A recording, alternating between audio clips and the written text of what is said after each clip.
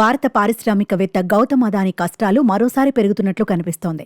అమెరికాలో ఆయన కంపెనీపై కేసు నమోదైన నేపథ్యంలో మరో విదేశీ ప్రభుత్వం కీలక నిర్ణయం తీసుకుంది. దీంతో అదానీ గ్రూప్కు కష్టాలు మరింత పెరిగాయని చెప్పవచ్చు. అమెరికాలో అదానీ గ్రూప్పై లంచం ఆరోపణలు రావడంతో కెన్యా ప్రభుత్వం కీలక నిర్ణయం తీసుకుంది. కెన్యా గ్రూప్తో ఉన్న 30 ఏళ్ల పబ్లిక్ ప్రైవేట్ పార్ట్నర్షిప్ ఒప్పందాన్ని రద్దు చేసింది. కెన్యా అధ్యక్షుడు విలియం రూటో ఈ సమాచారాన్ని పబ్లిక్ ఫోరంలో అందించారు. ఈ క్రమంలో అదానీ గ్రూప్తో చేసుకున్న 2 ప్రధాన ఒప్పందాలను కెన్యా ప్రభుత్వం రద్దు చేసింది. ఇందులో కెన్యాలోని ప్రధాన అంతర్జాతీయ విమానాశ్రయ నియంత్రణను అదానీ గ్రూప్కు అప్పగించే ప్రక్రియను రద్దు చేయాలని ఆదేశాలు జారీ చేసింది. ఈ ప్రతిపాదిత ఒప్పందం విలువ దాదాపు 15,000 కోట్లు. ఇది కాకుండా అదానీ గ్రూప్తో కెన్యా ఇంధన మంత్రిత్వ శాఖ సంతకం చేసిన $736 మిలియన్ అంటే సుమారు 6,216 కోట్ల విలువైన ప్రభుత్వ ప్రైవేటు భాగస్వామ్య ఒప్పందం కూడా రద్దు చేశారు.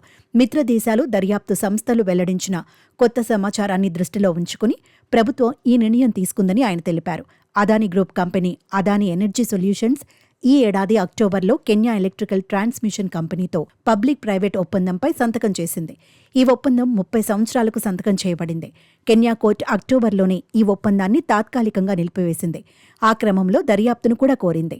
సౌరశక్తికి సంబంధించిన కాంట్రాక్టుల కోసం గౌతమ్ అదానీ, ఆయన మేనల్లుడు సాగర్ అదానీతో పాటు వారి గ్రూప్లోని ఇతర అధికారులు లంచాలు ఇచ్చారని యుఎస్ ప్రాసిక్యూటర్ ఆరోపించారు. ఈ లంచం భారత ప్రభుత్వ అధికారులకు ఇవ్వబడింది. దీని విలువ దాదాపు $250 మిలియన్ పేర్కొన్నారు. ఈ ఆరోపణలపై అమెరికా కోర్టులో కేసు నమోదైంది.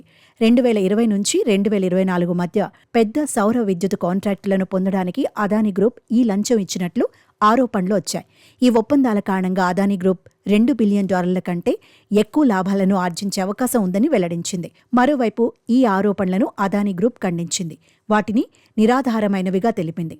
ఈ కేసులో చేసిన ఆరోపణలు ఇప్పటికీ ఆరోపణలు మాత్రమే అని యుఎస్ జస్టిస్ డిపార్ట్మెంట్ స్వయంగా చెప్పిందని బృందం ఉదహరించింది. నేరం రుజువయ్యే వరకు వారిని నిర్దోషులుగా పరిగణిస్తారని చెప్పినట్లు ప్రస్తావించింది. ఈ విషయానికి సంబంధించి అన్ని చట్టపరమైన ఎంపికలను అవలంబిస్తామని అదానీ గ్రూప్ వెల్లడించింది.